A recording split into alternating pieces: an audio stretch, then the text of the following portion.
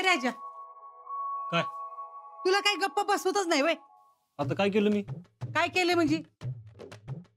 अरे काय करतोयस? अगं निवांतच वेळ होता ना म्हणून म्हणलं रद्दी काढावी. तुला काय रद्दी खाते वय?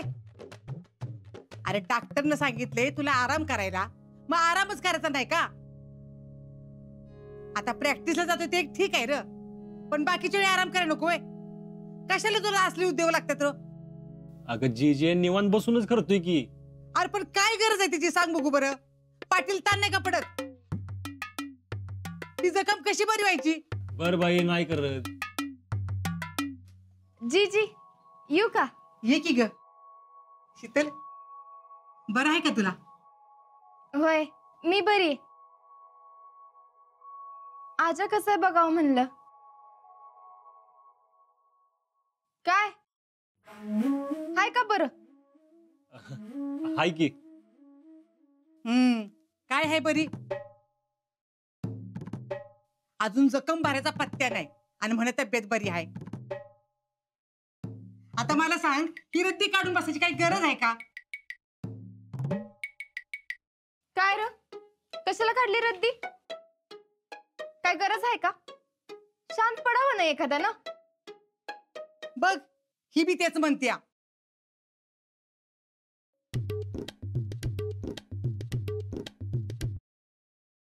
जीजी घरातली सगळी कुठे गेली? म्हणजे पुष्पा काकी, जयडी. अगं पुष्पा तिच्या फेडरेशनच्या कामासाठी बाहेर गेली असेल, आणि जेडी असेल की इथंच कुठं तरी, नाही तर गेली असेल तिच्या संग आमचं शिपूट.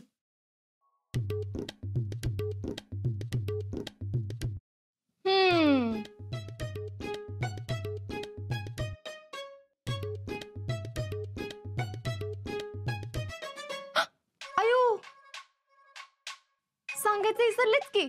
काय ग? अहो सानूची आजी तुम्हाला बोलवत होत्या. कधी? आत्ताच की, मी येताना माझ्याजवळ निरोप दिलाय. अगं मी तिच्या आता पुढनच आली की. हा होय. हा म्हणजे तुम्ही पुढे आलात आणि त्या हाक मारत होत्या, तुम्हाला आवाज ऐकू आला नसेल. हा मा ऐकाय नसेल आलं मला, म्हणून मला सांगितलं निरोप द्यायला. आणि जरा लगेचच बोलवलंय बर का. होय मग मी आलीच जाऊन. अगं जे आता कुठं जातेस उन्हात अन्नाचं, आणि माझ्यापाशी कोण नको? मी असं एकतर पेशंट. हा नाही थांब तू. जाओ जीजी आणि निवांत तिकडेच बसा. परत काही येऊ नका उन्हातानाचं. होय होय मग तसंच करते. अगं शीतल, घरात कोणच नाही, कुणी असतो जरा थांबशील ना? हा अहो नाही नाही नाही नाही नको. आता मी इथं थांबून काय करू? अगं थांब की. बर आता तुम्ही एवढं म्हणताय तर थांबते. मी जाऊन येते. बर.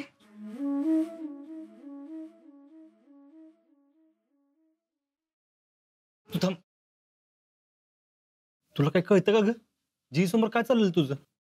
त्याला काय होतंय? त्यांना बी कळतं. आपल्या दोघांना ये मिळायला पाहिजे म्हणूनच त्या गेल्या. काय? तुला माहितीये आज सकाळी जीजी घरी आलत्या आणि बोलता बोलता माझं लग्नाचा इशा निघाला. तर नाना म्हणले शीतलसाठी एखादा चांगला पोरगा बघायचं चाललंय. मग जीजी काय म्हणल्या माहितीये का? काय? आमचा अजिंक्य आहेच की. काय? म्हणल्या दिसायला एवढं देखणं हाय, गावातलाच हाय, तुम्ही त्याला लहानपणापासून ओळखता, कसलं व्यसन नाही, कोणाच्या आदत मदत नसतोय, आणि आता तर आर्मीत बी भरती झालाय. तेव्हा बघा विचार करा. असं म्हणली? मग नाना म्हणले आमच्या मनात बी हाय बर का अजिंक्य, पण शीतलला विचारतो. मग मला विचारल्यावर म्हणले तसं सगळं ठीक आहे, पण एक प्रॉब्लेम आहे. कसला प्रॉब्लेम कसला? अजिंक्य जरा बावळटच आहे ना. म्हणजे कुणी गंडवायला गेलं तर लगेच गंडतो. असं का म्हणलीस तू? आता तू बघ की, मी मगापासून तुला गंडवते, पण तरी तुला खरं वाटतंय का नाही? वय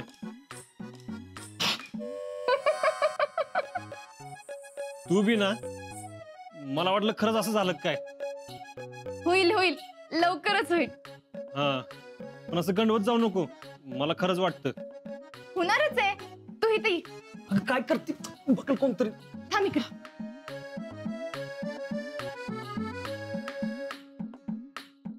याच दारातनं माप ओलांडून मी घरात येणार. मग जैडी दार अडवणार. मग मी नाव घेणार. मग जीजी सोनमुख बघणार. आणि आपली खोली कुठल्या बाजूला असणार? इकडं का तिकडं? कशातले कोणतरी येईल. त्याला काय होतंय? आलं तर येऊ दे. शेवटी या घराची सून होणार आहे मी. अगं हो, सून तूच होणार आहेस. मिसेस फौजी झाल्यावर जबाबदारी वाढणार आहे, हे लक्षात ठेव. हं? त्याची काळजी तू नका करूस. अख्ख्या घराची जबाबदारी मी स्वतः घेते का नाही बघ. तू इथं नसताना कधी कुणाला कसलीच अडचण येऊन देणार नाही मी. शितले असं का वागतेस? बघल कोणतरी. बघितलं तर बघू दे की. लवकरच आपलं लग्न होणार आहे. होणार आहे, झालं नाही अजून. माझ्या घरातल्यांना विचारशील तेव्हा होणार ना. कधी विचारणारच माझ्या घरातल्यांना? कसम परत झालं की विचारतो. कसम परत म्हणजे? ज्यावेळी आर्मीचं ट्रेनिंग कम्प्लीट होतं ना, त्यावेळी प्रत्येक जवान आपल्या देशाच्या सेवेची शपथ घेतो. त्याला म्हणतात कसम परेड. आणि ज्यावेळी मी देश सेवेची कसम घेईन ना, त्यानंतर तू माझ्यासोबत 7 जन्म राहायची कसम घेतलेली नानांना सांगेन. फौजी, मग आता माझी नजर फक्त कसम परेडवर असेल.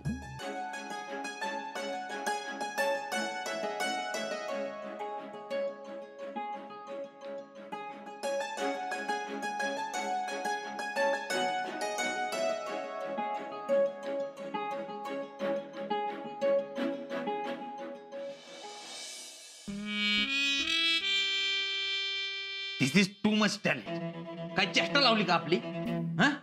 आईला कोणी बी येते ना आमची चेष्टा करून जाते. काय चालले काय टॅलेंट? अहो वयस समधी आपली चूक आहे. बाकीच्यांना बोलून काय उपयोग आहे तेव्हा? म्हणजे कुणी बी बोलेल त्याला बोलून द्यायचं का? नाही, घरातच बसतो आता आम्ही. बघन बघन दिन एक दिवशी सगळं पेटून. अहो भैया शांत हो आधी.